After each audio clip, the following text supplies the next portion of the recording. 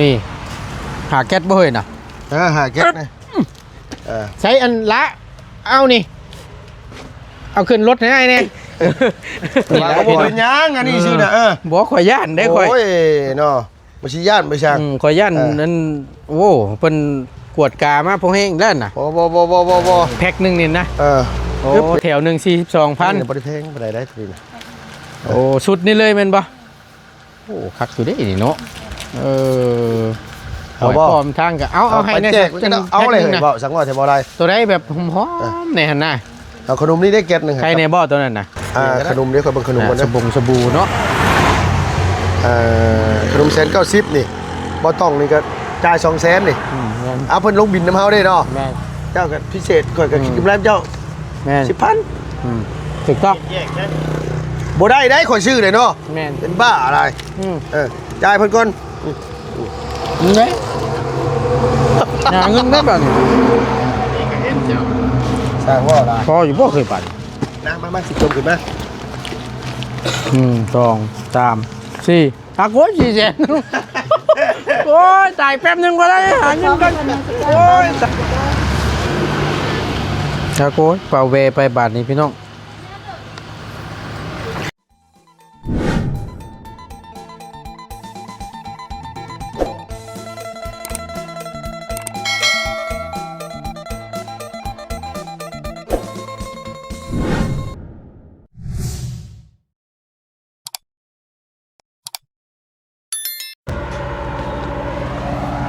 ดูโดยนี่ทงแห้งๆนี่มะเพ็ดนี่เมน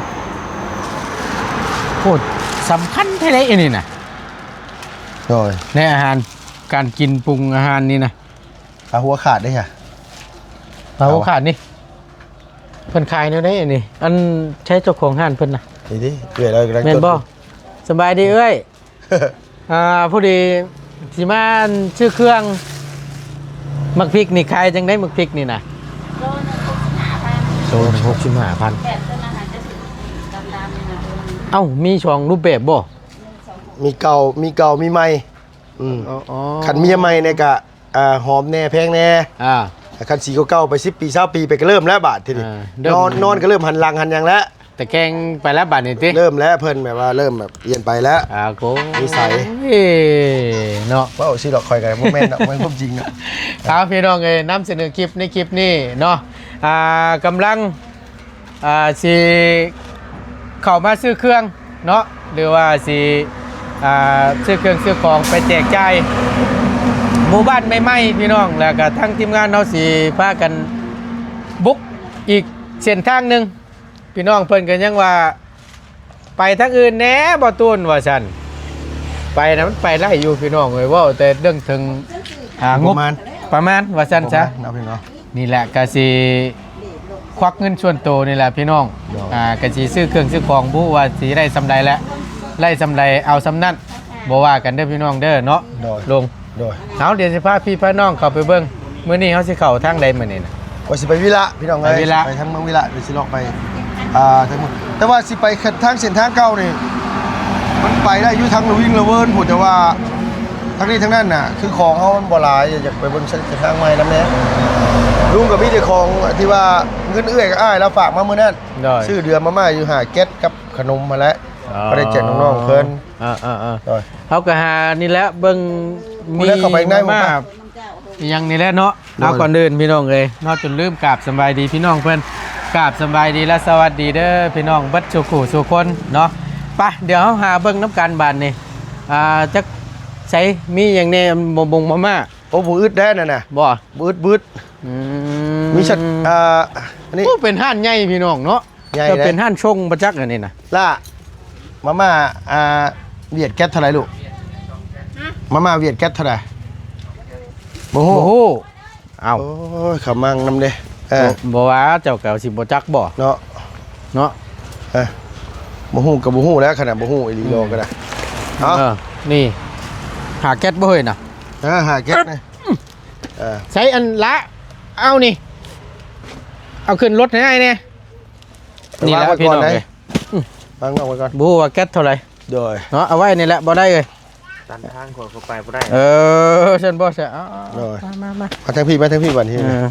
ของนี่ทุกอย่างพี่น้องเอ้ย บ่ตูนว่าสิเฮ็ดแบบจัดเป็นถุงยังชีพพี่น้องเอานมกับมีนี่แหละใส่ถึงแม้ว่ามันบ่ได้ก็ย่าแต่ว่าขอให้ไปฮอดจอดถึงหม่องที่ครอบครัวหรือว่าหมู่บ้านที่เฮาบ่เคยเข้าว่าซั่นซะให้เพิ่นได้กินได้ย่ำ นุ่มนี่เอาแบบได้นุ่มนะ นมนี่เอาเป็นเล็กตะซอยก็ได้ลุงเลยเล็กตะซอยกล่องน้อยนะ อันนี้เนี่ย ตัวนี้เอามันเดี๋ยวได้จะว่าเรื่องงบมันแหละพี่น้องเนาะ ประมาณ งบประมาณมันก็อยู่สูงแค่โอ้ย แล้วบ่อยู่เกิดมาชาติเดียวก็จังแม่นเตี้ยชาติเดืออุกเดือใจเลยเอา นั่นแหละพวกเตี้ยๆนี่มันชวนลาไม่ใช่ลงหำมดเขาเจ้าว่า บ่ได้โอ้ยอย่าว่าคักได้ เอาบ่เป็นหยังอันนี้ซื่อน่ะบ่ข่อยย่านได้ข่อย โอ้ยเนาะบ่สิย่านบ่ช่าง ข่อยย่านนั้นโอ้เพิ่นกวดกามาพอแห้งแล้วน่ะ บ่เวลาเด็กน้อยก็จะบักหำอยู่ แม่นอยู่ตัวนั้นก็ได้เนาะเอาได้ซำใดเอาซำนั้นใช่เด้ออันนี้เด้อนาง ใช่นี่บ่ แม่น อย่าไปใช้น้องมันหลายเบิ่งแน่หั่นข้าวเช้าบ่ทันได้กินช่ำบ่จักฮะ แม่นบ่ล่ะ บ่ชอบบ่อยากเว้านำหั่นน่ะแม่เนาะ คนงานในห้านค่าเพิ่นพี่น้องเอ้ยเอาเลยคำมีอันว่านั่นก็สำคัญอยู่ได้เพิ่นอาบน้ำยาม ช่วงน่ะโอ้ย่านกล้องบ้านอื่นเขาย่านต่อย่านแตน ยามช่วงค่อยคำลงแรงน่ะเพิ่นมักอาบน้ำลุงเอ้ยเป็นยาชาผมยาสิชบู อย่าสะหัวบ่ อย่าสะหัว อันนี้เห็นน่ะ คักอยู่ได้ชื่อติด เป็นอาบน้ำยามมื้อแรงในห้วยในห้องโอ้ยคักโพดแล้ว นี่เลี้ยงสลายเลยวะ เอายังเอ้ยเอาแบบใด ใช้เท่าไรอย่างแน่ขึ้นนี่นะเจ้าเอาอย่างแน่ ได้มาหาแก๊สแล้วก็นมแพ็คนึงเจ้าเชียยังอีกซะขนมเด้ แม่นคอยว่าอยากได้ขนมนี่แหละใส่น้ำพ่อเด็กน้อยผัดลายซับ แม่นนะเด็กน้อยเล่นตำกันพอแห้งอีก แม่น หมูบดตับแตกมาหั่นยากอีกแหละ โอ้ย อร่อยเด้อ ใช้เบิ้งหน่อยลูกเพราะว่านี่มันจะเป็นห้านใหญ่มันจะเป็นห้านช่งแต่เบิ้งเบิ้งตูนวะ คอยมาชื่อแต่ไม่ชื่อนี่แหละแต่เก่าม องนี่เลยแมันบ่ เดี๋ยวหามึงก่อน ของน่ะลายแต่เงินเท่านั้นมันบ่ลายพี่น้อง จะเป็นว่าเปลี่ยนเนาะ ว้าวตรงๆนี่แหละเด้ เมื่อกี้กระโทษมาขอเงินเมียว่ะเมื่อกี้นี่ก็ได้ บ่ แต่ว่ามื้ออื่นข่อยบ่ได้นอนเวียงชายเด้อมื้อเด้อน อนใจ ข่อยสิไปนอนอยู่ทุ่ง นอนอยู่ป่า อยู่ป่าหมู่ข่อยสิชวนหมู่ไป มัน ไปสิไปก็ไปบ่ไปก็บ่ไปได้ โยมันก็สิหอมนั่นแหละมันก็ เพราะ เป็น มัน เงิน บ่ไหว บัดคำเลย เงิน พอมัน เบิด นี่ ได้ข่อยก็ได้วางเลยล่ะขนมเวทอยู่ใส่ลูกขนมเวทน่ะ บ่เบียดก็ย่อมเย้านี่แหละ ขนมอยู่เทิงพี่น้อง เบียดบ่ได้นี่นะ แม่นบ่ด้วยบ่ลูก บ่ได้มันข้าวได้นี่ โอ้แซ่บได้ เป็นลาวหรืออีหล่ะเป็นเวียดลูกเป็นลาวเนาะ แซ่บได้บ่แม่นลาวแซ่บได้เบียดก็ได้ พี่น้องคนลาวนี่ยิ้มนี่งามขนาดเลยเวลายิ้มนี่ใช่ละอันที่แบบอันมาข่อยซื้อมันอัน แบบคือเจ้าชื่อมื้อนั้นได้เสียลุง นั่นแหละจังหวะนั่นตัวนั้นแซ่บอยู่แต่ว่ามันว่า ข่อยชิมมื้อนั้นน่ะคักอยู่ได้แซ่บอยู่ แซ่บอยู่ข่อยยอมรับข่อยกิน เป็นมาริโอเห็นบ่ แม่นมาริโอมาริ อ๋ โอ อคักอยู่ได้ น้อยมาริ โอริโอบ่อีหยัง โอริโอบ่ ข่อยเนี่ยนี่ ใช่ นี่ อะเยิ่ม นี่ ล่ะแบบนี้มีเป็นกล่องโมลูกมีเป็นกล่องเป็นด้วยบริแพงนะแก๊สนึงประมาณนี่แหละเอาเป็นแก๊สรถกันเอา นะแม่นบ่ แม่นเอาเป็นแก๊สให้อ้ายนะลูก เป็นแก๊สเด้อ นี่แหละแซ่บได้กินมื้อนั้นน่ะคักอยู่ แซ่บ ได้การนี่น่ะ มาคักอยู่ในการอยู่เอายังมาเยี่ยมหัวน้องเจ้ากับพ่อแห้งเลยเฮานะ นี่ฮะน้อง ฮะ ขนมนะ ก็เห็นแต่โบลี่นี่มักซื้อแบบนี้นะโบลี่สายบุญนี่ ขนมมันนั่นนะ ขนมเข้าตอกเข้าเตอร์เข้าสัมปิประพันธ์ หากว่าตัวคักเลย โดยโทษได้หลายเจ้า โดยเอา ใช่น่ะเอาอันที่ไอ้บอกเมื่อกี้เป็นแก๊สด้วยลูกเด้อ แก๊สนึง ไอ้บอกว่านอนแน่ยามเมื่อคืนเนี่ยจะล้มหลายน้ำเบานะ ธรรมดาได้นอนเราก็เป็นผู้สาว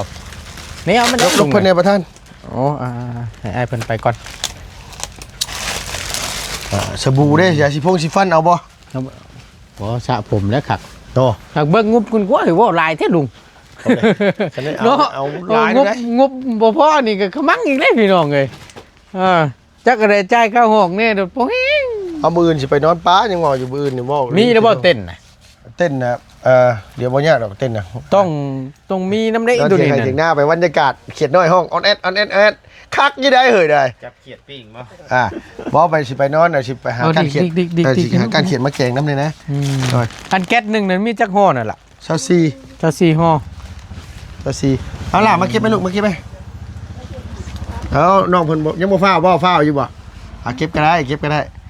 อีหล่ะมาจากบ้านไหนลูกอ่ะบ่ลอย พนักงานพี่น้อง ฮะจะมาจากบ้านไหนก็บ่ฮะเอามาจากบ้านหัวยึงอ๋อ อ๋อ โดยเอามามื้อนั้นไปวัดหัวยึงได้มื้อนั้นก็ได้ อันนั้นเฮาเข้าพุ เอาบ้านหัวยึงนี่เด้อันที่ว่าไปหาน้องน้อยฮะ อ๋ออันเทื่อน้องเพิ่นปากบ่เป็นมันบ่ค่อยเว้ากันบ่ บ้านนั่นบ่นาง นี่เด็กเขาทั้งครัวนี่นะ อัน ชื่อน้อย ชื่อนางน้อยเนาะ เป็นนางน้อยเพื่อนเราทางเข้าไปละอันนึงอันว่าเราอยู่กับเมตู้แล้วอันว่าหลัง อันที่ อันอยู่ในติดดินนะ อันที่มีตู้แล้วอัน ที่แม่เราไปเฮ็ดเรียกอยู่สวรรค์นั่นเด้ลูก ที่มีตู้แล้วแบบว่าบ่ค่อยเต็มพอปานใดหั่นนะ ที่เมตู้ แล้ แล้ว นำพี่น้องไงเนาะ เมตู้แล้ว อันว่าเฮือนเพิ่นน่ะอยู่ตรงข้ามตรงเฮือนก็ชงบ่เลิ่น อยู่ และบัดนี้มันอยู่ตรงข้ามกัน ล ลงค่อยกันนะตู้น้อยๆน่ะ อยู่ชุดอยู่มีบิ๊กด้วยนาง อยู่หลังชวนไม่มิกนะผู้บ่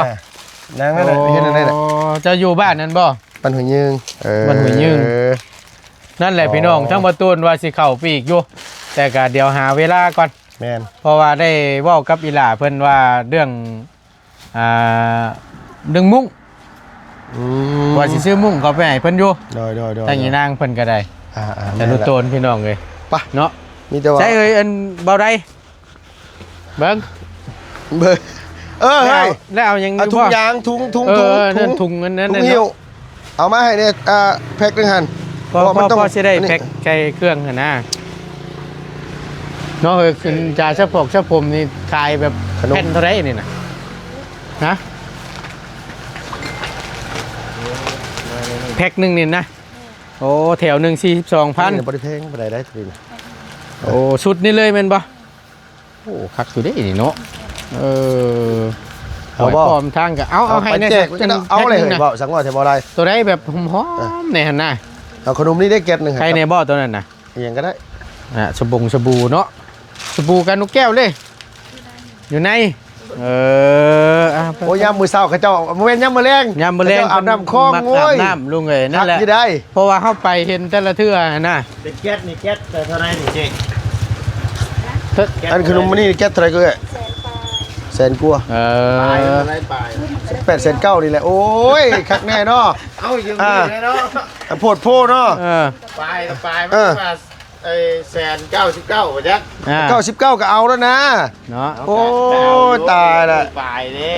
โดดเป็นจังดอก เบิ่งในแม่เอื้อยเราบ่ทันได้กินข้าวเช้าฉันได้หารเราให้มาหันยากอีกแล้วอยู่เป็นอีกนะฮะวัน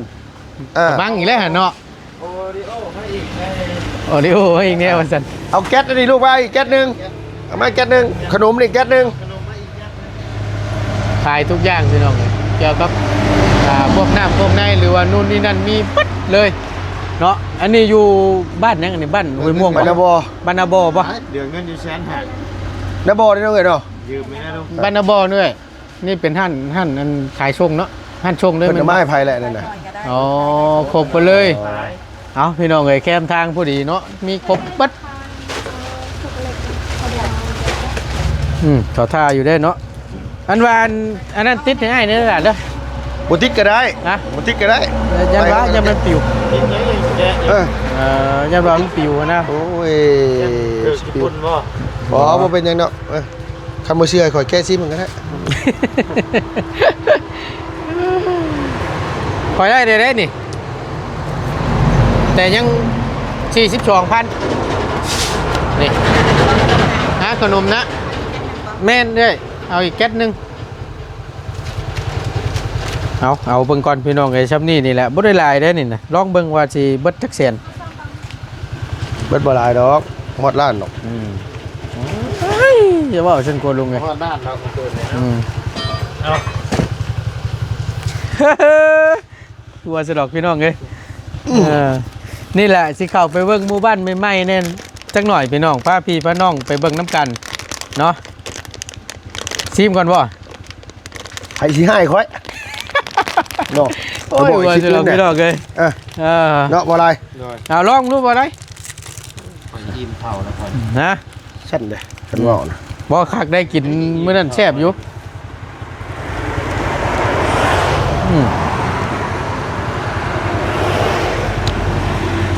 คักโกยเบิดเท่านั้นอ่า ก็แซ่บแท้ ได้การได้แม่นบ่ ขนมแซ่บแบบนี้คิดฮอดลิงอยู่ลพบุรี ฉันคือไปไกลแต่ลิงซื่อๆกันลพบุรีพุ มันหลายมันย่างกินโอ้ย คัก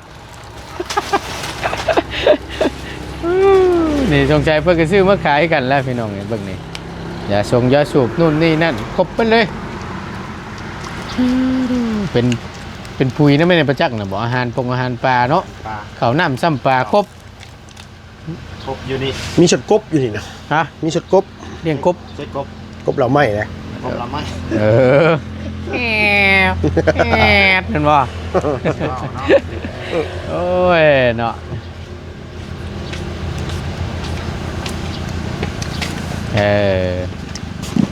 เก็ดหนึ่ง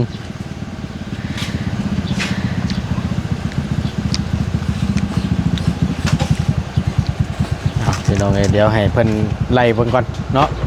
ใช้อันสบู่การนุกแก้วได้ล่ะ บุกกับแก้วมาได้หน่อย ฮะ ด้วย สีเขียวนั่นแหละสีใดก็ได้ขอให้มันหอมโอ้ลังเริ่มเลยเนาะลังเริ่มเลยการนุกแก้วนี่นะ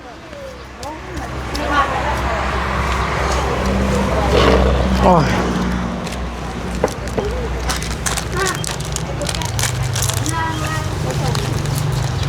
นี่แหละเมื่อนั้นนะกินเมื่อนั้นนะแซ่บอยู่พี่น้อง แซ่บคักอยู่ที่หอนี่นะ เอาขอซีมมันก่อนเด้อจักบาทเด้อ ขอไปเงินเจ้าชกเจ้าชื่อ เอ้าหมูแหมกันบ่ ฮะ หมูแหมกันบ่ คอยนะช่างว่าแท้บ่เป็นบ้าเป็นบ่เพียงคนไม่มีเงินเนาะ ตะโกย ยอดคือว่าเจียน้ำกันบ่ จ บ่ชั่วโมงนี่บ่ได้แบบนั้นนะชั่วโมง ว้า บ่กับเปลี่ยนคำว่าไว้คือผู้ช่างชั่วโมงนี่ ำมาฮอดน้ำฮอดนั่นน่ะกลางแม่น้ำโขงปจีร้อยขาบมานี่มันก็ปานบ่ว่าแล้วเนาะ อะไรก็เรื่องน้ำมันน้ำพริกจังได๋หาจังได๋ข่อยบ่ได้นี่นะข่อยสิคิดน้ำมันอีกจังได๋ ขมักน้ำมันอีกเพื่อ เดี๋ย พู ว ด พอแห้งอีกเพื่อสิฮอดพุ่นน่ะนะ บ่เคยเข้าจักเทื่อเลย เอา พี่น้อง 4ก้อนนี่ เฮ้ยเบิ่งกักๆนี่ได้ 6ก้อนเอาทำนี่พอหรือบ่เอามาอีกละเอามาอีกแพ็คนึงลูก ไม่อีกก็ได้ เนาะว่าคนกำลังแบบว่าสมมุติว่าพ่อ10คนเอาจะสิให้ผู้เดียวบ่ซะ แล้วตัดเพิ่งก็ได้ ตัด เด็กน้อยอาบน้ำ10คนให้ผู้เดียวก็คือแหละบ่ ตัดเพิ่งก็ได้ของเฮามีจำกัดเด้ก็อยากให้ทั่วถึงบ่เห็นเด้ซะชุดจะอยากให้เฮาก็ได้แต่ว่ามันบ่มี มี ย่อซะพี่น้อง ไปซ้ำนี่ก็ถือว่าพอแห้งเลยล่ะช่วงนี้แห้งนักพี่น้องในช่วงนี้เนี่ย ฮ้อนจ้ำมื้อนี้จักสิฮอดจังโมงแล้วพี่น้องเอ้ยเดี๋ยวเบิ่งน้ำกันเนาะ เลย จะเข้าไปน้ำแน่มีทั้งอาจารย์เล่าเขาแบบบ่าวน้อยเชียง เอา ราย ถุงยางมาได้ลูกถุงเอาถุงนะลูกเด้อ บ่าวไร่ลุงเริ่มพี่น้องเลยเนาะ เอาเป็นชบนะเลย อันว่าขนาดน้อย เอาน้อยกว่านี้หน่อยนึง ขนาด อ่า ขนาดนั้นที่เขาเคยใช้กันนะลุง อันนี้มันน้อยโพดตัวนั้นนะลูกน้อยโพดนี่นะเลย เบิ้งครับ 9x18ไหมล่ะ9x18 อันนี้เปิดกูมือปุ๊กเลย บ่แล้วก็มือผิด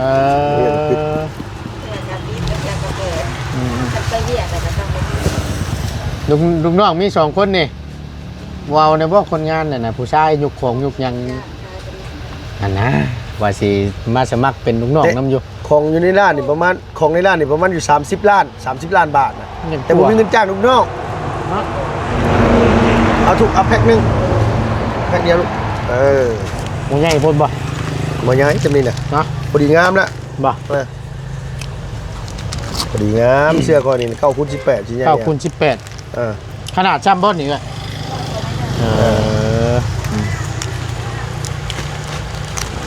เขากับเวลาเนี่ยเขาก็หิวเขาก็เก็บใส่กันแล้วก็หิวไปให้เขา แมน พี่น้องแต่คนวิลาน่ะข่อยไปพ่ออยู่เซโปนเมื่อนั้นพ่อยุ่งมอ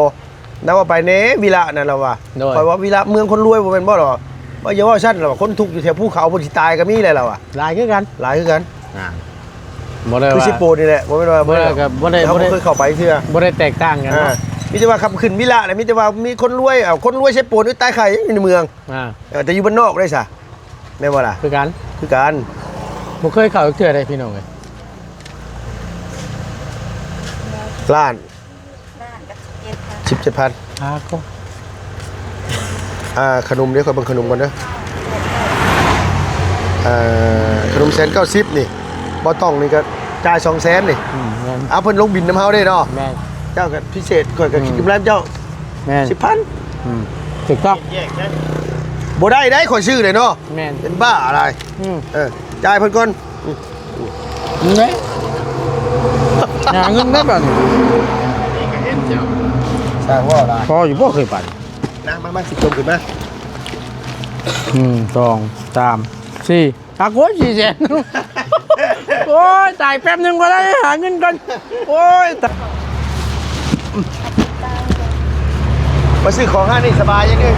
ยุกเองของเลย 2 3 4 ยุกเอง 5 สบายยัง ข้าวสารก็ข้าวสาร3ศพ4ศพยุกเองเราว่าเราบ่มีผู้ชายเลยกันแล้ว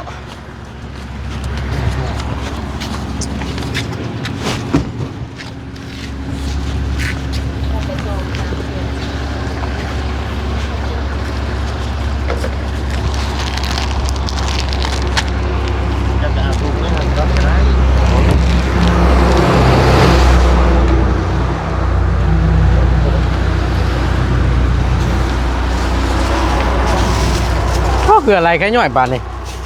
ที่แรก จ่ายเงินหนึ่ง มัน เงินแต่เงิน มัน แต่ คนสิจ่ายเงินเพราะว่าคืออะไรแค่ย่อยบาทนี่พี่น้องเลยเปิดไปอยู่ร้าน 17,000 กล่องจำนี่จำเตียนนะพี่น้องนี่แหละเอากระยามันดอกเอาบุญน้ำกัน1 2 3 4 5 6 7 8 9 10เฮ้ยบัดพี่น้องเลยกลางห้องมันก็จะได้เอาเต้นกลางนอนภูเขาคือดึงตั้งลูกเฮิมเพิ่นว่าดีแล้วนี่ เอาบ่ได้มื้ออื่นสิไปนอนป่าได้มื้อนะ 17,000บ่เอ้ยไล่เบิ่งก่อนเด้อถ้ามันเกิดอะไรเฮาคำบ่พอแล้วบ่ว่ากันเนาะ อาหารก็เป็ดซ้อมให้เพิ่นนะสิเจ้าเป้าแน่สิเจ้า ชาโกยเป่าเวไปบาทนี้พี่น้อง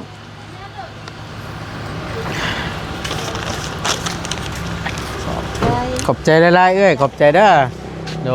ยไปบาทนี้ใช้เบิ้งคักเลยบ่เครื่องเขาน่ะนมแก๊ส1ขนม1แก๊สมี5แก๊ส